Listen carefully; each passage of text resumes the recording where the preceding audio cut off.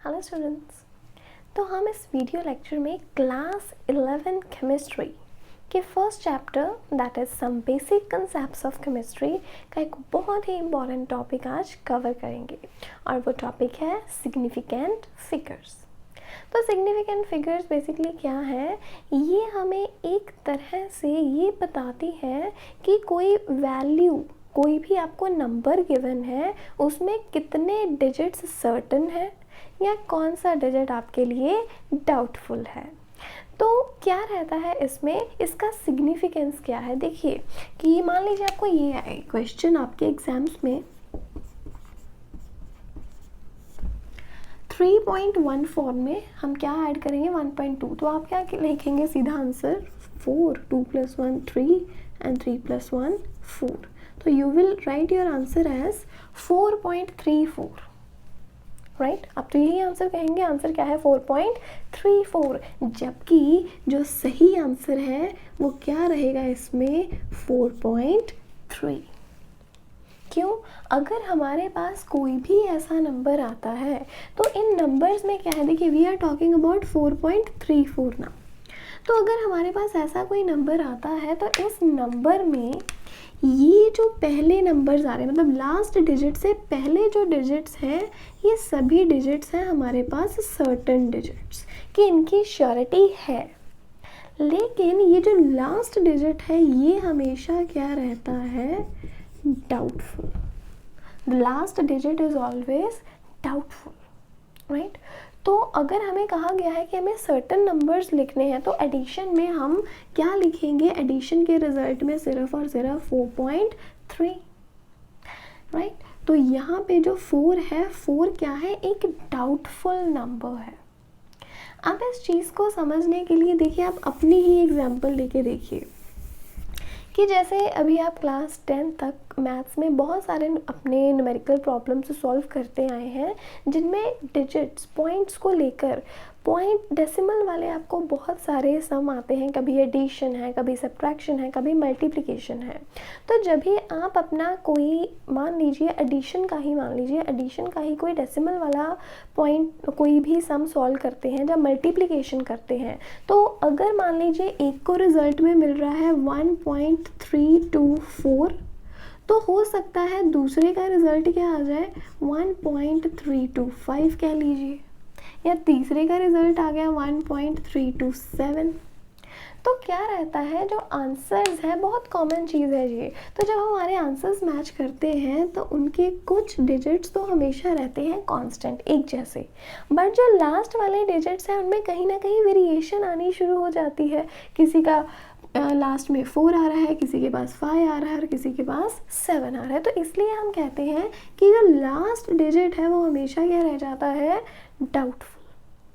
और इसके common example क्या है, अब देखिए आप मैथ्स में सॉल्व करते हैं ना अपने सम्स पाई की वैल्यू लेकर, अगर आप पाई की वैल्यू 3.14 लेकर कोई सम सॉल्व करते हैं, मल्टीप्लिकेशंस रहती हैं, एरियाज एंड वॉल्यूम्स में कुछ ना कुछ ऐसा लगा रहता है, 3.14 लेकर सॉल्व करते हैं, आपके पास कुछ जो आंसर है वो डिफरेंट आएगा।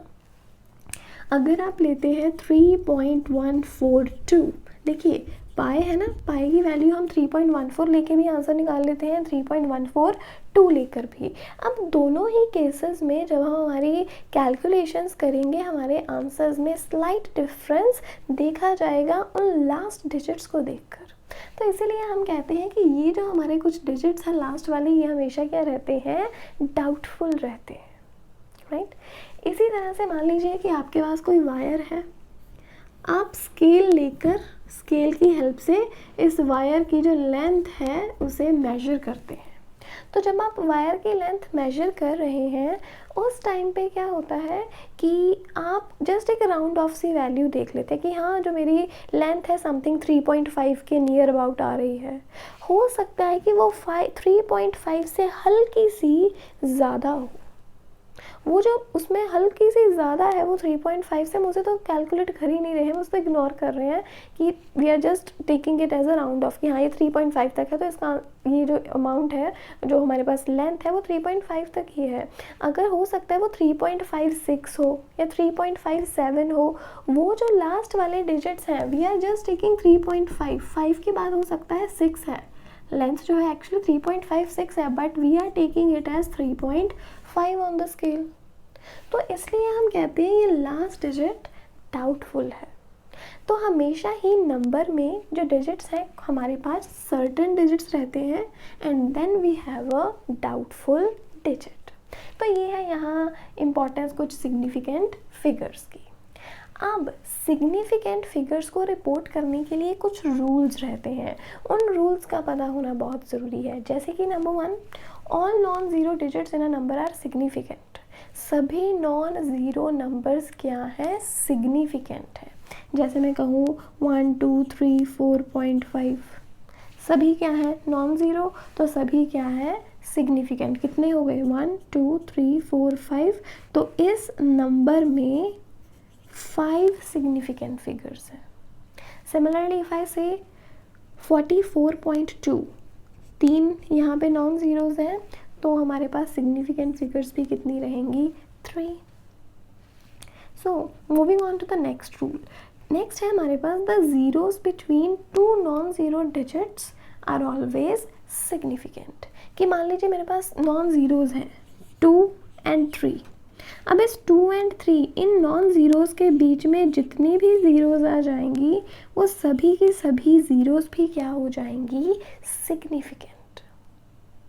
दो नॉन ज़ीरो डिजिट्स क्या है, non zero digits are always significant, और दो नॉन ज़ीरो के बीच में जितनी ज़ीरोज़ आ जाएंगी वो भी क्या हो जाएंगी, significant.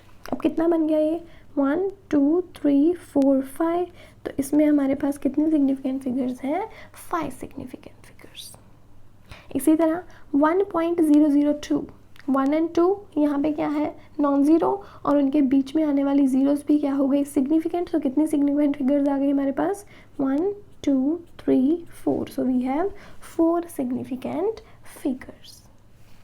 Next, the zeros written to the left of the first non zero in a number are not significant. Means we are saying that मेरे पास ये है 0.23। अब इसमें पहला नॉन ज़ीरो क्या है, पहला नॉन ज़ीरो है हमारे पास 2। अब इस 2 के लेफ्ट में, दिस इज 2 एंड 2 के लेफ्ट में, 2 के लेफ्ट में जो भी हमारे पास ज़ीरो आ रही है वो ज़ीरो सिग्निफिकेंट नहीं है।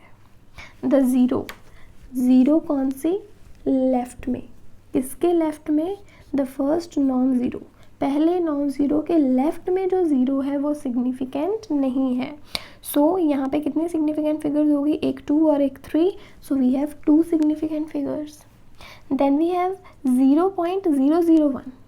अब यहाँ पे नॉन ज़ीरो क्या है 1, ये ज़ीरो एंड ये तीनों ही जो ज़ीरोज़ हैं ये सभी की सभी लेफ़्ट में है, इसलिए ये सिग्निफिकेंट फिगर्स में काउंट नहीं होंगी। तो हमारे पास सिग्निफिकेंट फिगर कितनी बची, सिर्फ और सिर्फ एक। तो हमारे पास कितनी सिग्निफिकेंट फिगर्स हैं, only 1। Then we have our rule number 4। It says all zeros written to the right of a decimal point. कि डेसिमल पॉइंट के राइट में, this is the decimal point to its right, इसके right में जितनी भी zeros हैं सभी की सभी क्या है, सिग्निफिकेंट। अगर डेसिमल के राइट में एक ज़ीरो है तो ये भी सिग्निफिकेंट है, 2 ज़ीरोज़ हैं ये दोनों ही सिग्निफिकेंट है, इट इज़ हैविंग 3 ज़ीरोज़ ये तीनों ही क्या है, सिग्निफिकेंट। तो अब टोटल कितने हैं, 1 and 1 नॉन ज़ीरोज़ हैं ये सिग्निफिकेंट है, तो हमारे पास टोटल सिग्निफिकेंट फिगर्स कितनी होगी 1 2 3, then we have 4 and then we have 5 significant figures respectively.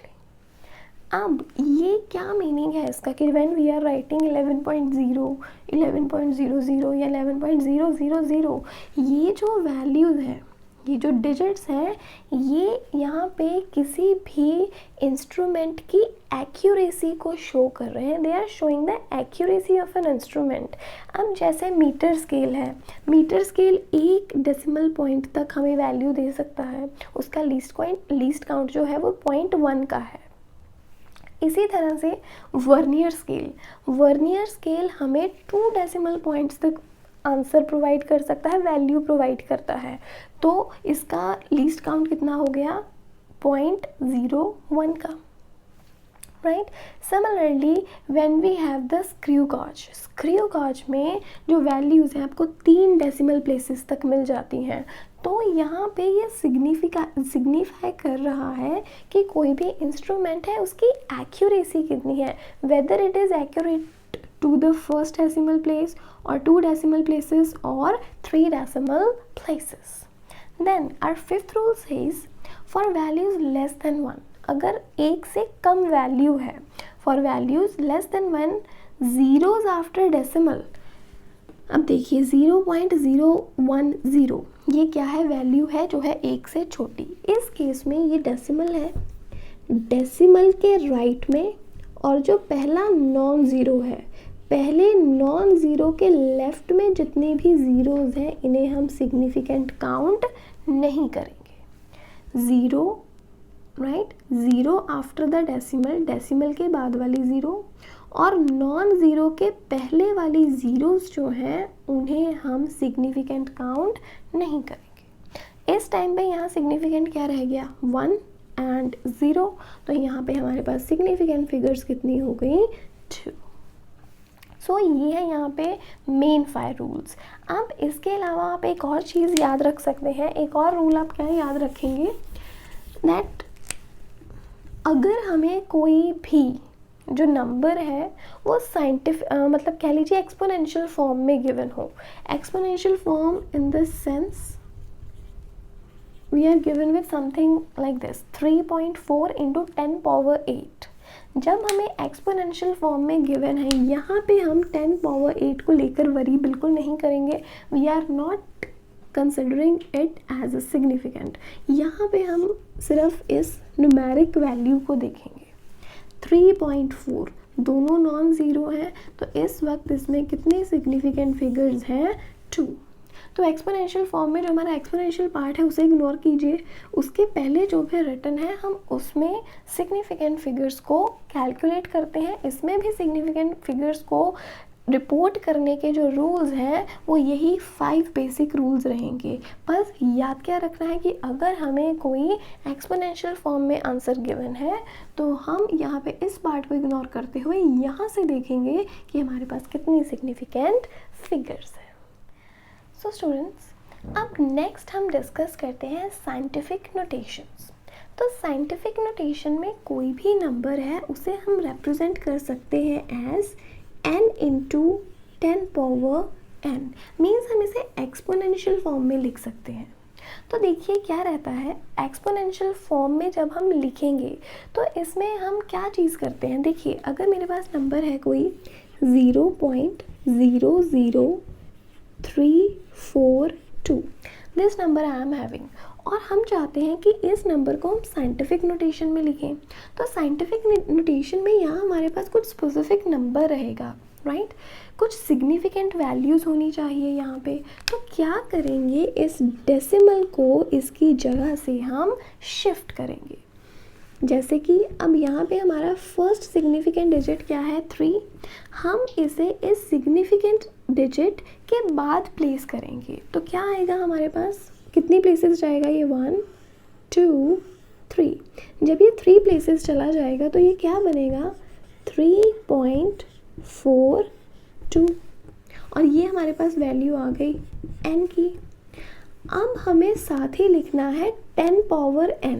अब ये n क्या होगा, n में आप देखिए कि अगर हमारे पास डेसिमल है, अगर इस डेसिमल को हम राइट की तरफ मूव करते हैं तो 10 की पावर आएगी समथिंग नेगेटिव। अगर इस डेसिमल को, इसी डेसिमल को मूव किया जाता है, अगर किसी डेसिमल को मूव किया जाता है टुवर्ड्स लेफ्ट तो 10 की पावर क्या आएगी, समथिंग पॉजिटिव। ये याद रखिए, यहाँ पे राइट मूव करने पे 10 पावर नेगेटिव, लेफ्ट मूव करने पे 10 पावर समथिंग पॉजिटिव। अब ये समथिंग क्या है? समथिंग मीन्स वो कितनी प्लेसेस जंप ऑफ कर रहा है, लाइक इट इज़ मूविंग और इट इज़ जंपिंग 1 2 3 प्लेसेस। तो 10 की पावर क्या आ जाएगी? -3। Why negative? क्योंकि ये जो डेसिमल है it is moving towards the right. अगर राइट की तरफ मूव करेगा तो 10 की पावर रहेगी समथिंग नेगेटिव। कितना नेगेटिव? जितनी प्लेसेस उतने जंप की, लाइक 1 2 3। और इसके एग्जाम्पल देखते हैं। 0.0132। अब इस डेसिमल को लेकर जाएंगे, कितनी प्लेसेस जाएगा ये? 1 2 प्लेसेस, क्या बनेगा? 1.32। अगेन ये जा रहा है टुवर्ड्स द राइट, तो जब भी डेसिमल जाता है टुवर्ड्स द राइट 10 की पावर क्या रहती है? Something negative. कितना नेगेटिव? जितना उसने जंप किया हो, 1 2, तो it will be 10 power -2, right. अब और केस देखते हैं। If we have 8008, right. अब इस टाइम पे क्या है? 8008। अब हम इसे लिखना चाहते हैं इन द साइंटिफिक नोटेशन, तो क्या रहेगा? कुछ नहीं है, मीन्स यहाँ है डेसिमल, अगर इफ़ इट इज़ 8008.0। अब क्या करेंगे? इस डेसिमल को मूव कराएंगे 1 2 3, क्या बन जाएगा? 8.008 इंटू 10 पावर। अब ये डेसिमल जो है it is moving towards the left. जब लेफ्ट मूव करे 10 पावर समथिंग पॉजिटिव, कितना positive? 1 2 3, so it will be 10 power 3. If I say 66.0, it will move one place, एक प्लेस चला गया। क्या आएगा ये? 6.6 इंटू 10 पावर, 10 पावर कितना? एक प्लेस गया, तो 10 पावर 1। और इफ़ आई से it is 666.0, then 1 2 places it is moving, then what we will get? It is moving 1 2, our result will be 6.66 into 10 power. It is moving towards left, 10 power something positive, कितना positive? 1 2। तो इस तरह से रहती है हमारे पास scientific notations कि जब हम किसी नंबर को एक्सपोनेंशियल फॉर्म में लिखना चाहें। That's all for today's video. हम हमारे नेक्स्ट वीडियोस में मिलते रहेंगे केमिस्ट्री के बहुत ही इंटरेस्टिंग टॉपिक्स को लेकर, तो देखते रहिए इस चैनल को।